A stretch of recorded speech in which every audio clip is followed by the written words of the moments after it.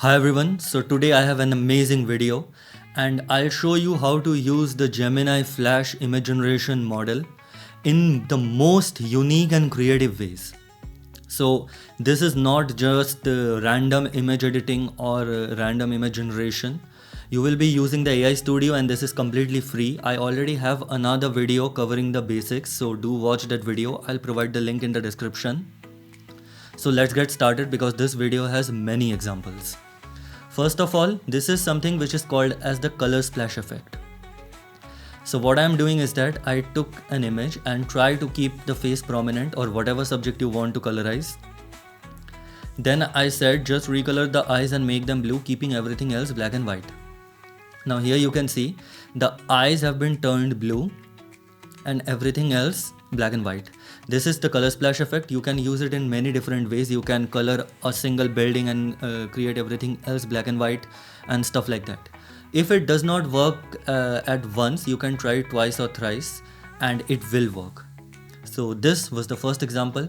Now next, let's go to how we can remove watermarks. Now this is just for educational purpose. Never use anyone's image without their permission, and especially for any commercial activity. I just want to show the capability of this particular model and that's why I am using it. Never steal images, I do not promote it. Now here you can see I will give the prompt remove the watermarks for the given image and let's see what happens.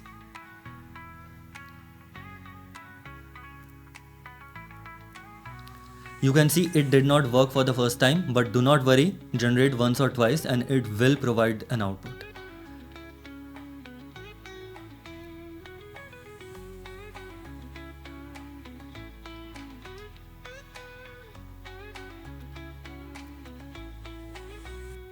You can see we tried twice and with the third time we had success. All the watermarks, the lines, icons, everything. You can see this watermark was actually a little bit complicated. It had lines, it had this like camera icon, it had the branding everywhere. And here you can see all of these are actually removed, even here. So everything is removed and this looks pretty amazing. Again, never steal images. I just wanted to show you guys. Now let's go to the third one. And this is pretty interesting. So I have this black and white image. I drag this here, right? Now there are two things.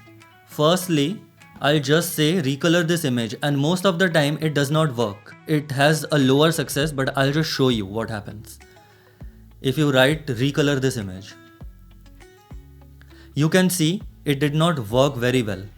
It creates that color splash effect. Sometimes you will get the same black and white effect. But now, be a little bit more descriptive. Recolor this image in cinematic color grading. Right? And then run it.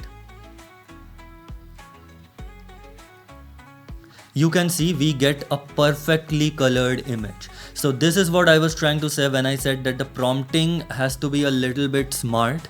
If you give very short prompts, sometimes the model does not understand. So try to elaborate a little bit. This is very similar to what we use in Comfy UI, Flux, those things. So be a little bit descriptive and you will get amazing results. So you can see how you can actually improve this. So I'll remove this one. Now we have done the watermark. Now I have another interesting.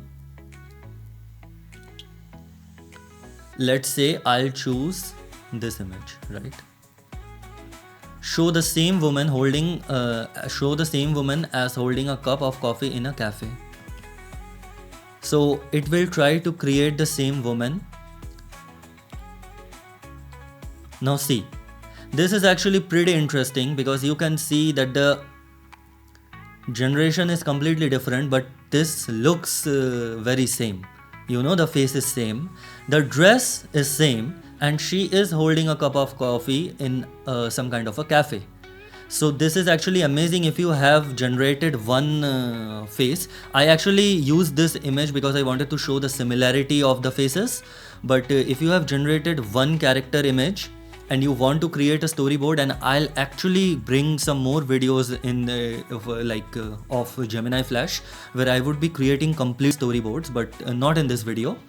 You can actually create different scenes with the same character face, same outfit, everything. So yeah, let's go to the next one. Now the next one is a little bit complicated. What I've tried to do is, you can see I have this image, right? And what I have done is, on the left there is a subject, and on the right there are these flowers, lavender, right? So what I would be doing is that use these two images to create a portrait of the left woman with the designer fantasy necklace inspired by the second image. Now remember, because we are joining two images, it would not take the exact photo. Like, this is something which I have noticed. It would take some features, and it is very good if you don't want to copy someone's direct face but get some inspirations. It may take 1 or 2 generations, but let's see what happens.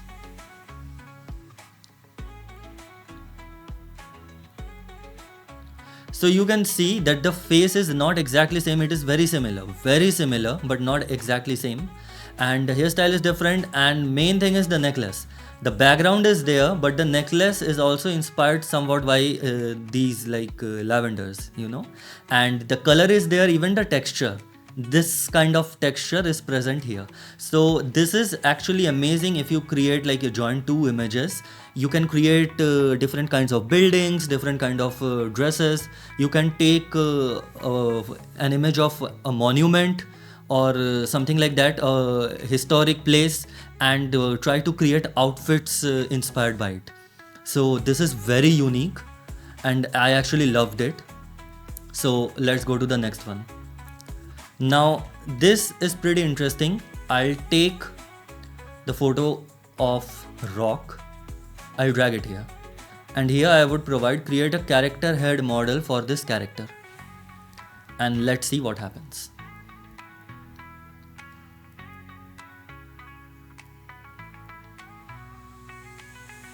You can see this looks like 3D sculpting, 3D modeling, and it has actually created very well. If you look at this, you can say that this is rock. So this is very good. And later on, when we are working with something like image to 3D converters, and the AI is getting more advanced, as you know, even the Nvidia released one of the models which can convert images to 3D models. These kind of things will help us very much. So again, pretty amazing. Another thing that you can try with the same image is that, now this actually does not give us the exact create a grayscale depth map model for this character pose. I have seen it does not give us exact depth map, but it gives kind of interesting output. And I don't know directly how you can use this, but if someone is into photo editing and stuff like that, you can look. This seems more like an inverted image. I don't know what it is exactly, but this seems pretty cool to me, you know. And this is not exactly the depth map which we use, with ComfyUI and everything, because the background would be completely black. So it cannot understand that much, but it definitely understands some kind of lightings and shadows, and it is creating something interesting. So yeah, now let's go to the next example. And like I mentioned, I did have a lot of examples. We'll take this image, right? We'll actually take this image, we'll drag it here, and we'll say use the same style as this image and generate an image of a donkey. So this is like style transfer.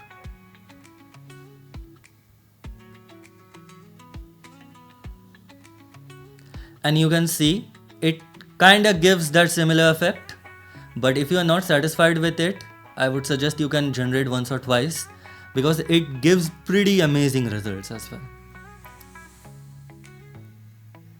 So you can see this is, I think, more similar to this kind of style. You can see these kind of drawings, eyes. It is pretty same. Like, the idea is pretty same. So this is something, this website is actually Mid library. If you write Midjourney styles, if you search on Google, you can find this website, and they have all the different like art styles and everything that Midjourney can generate. So you can choose any one of these, and then you can try to create different images in that particular style. So you don't need to explain too much, you know. So this is again, like, I found this very interesting. And the last one, this is the last image generation.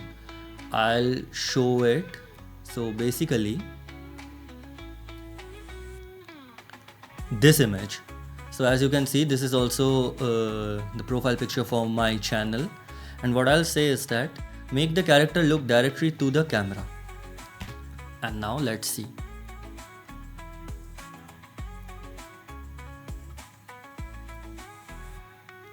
So for the first time, it did not work. And again, if it does not work, try to rerun it again.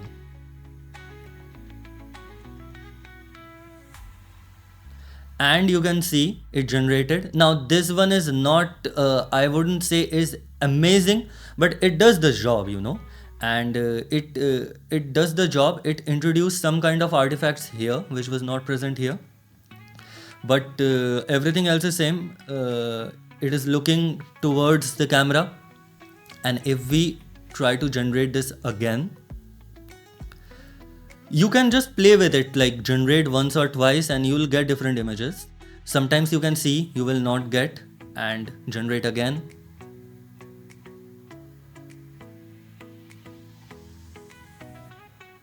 And this one you can see is something which I actually wanted. I wanted these glasses to be like kind of translucent or opaque, like it was in the original. And you can also see that the hairstyle, if it was like this, with this angle, it actually changed the hairstyle. It changed the hairstyle, but it did not change the writings, whatever were here, you know, which was the problem before.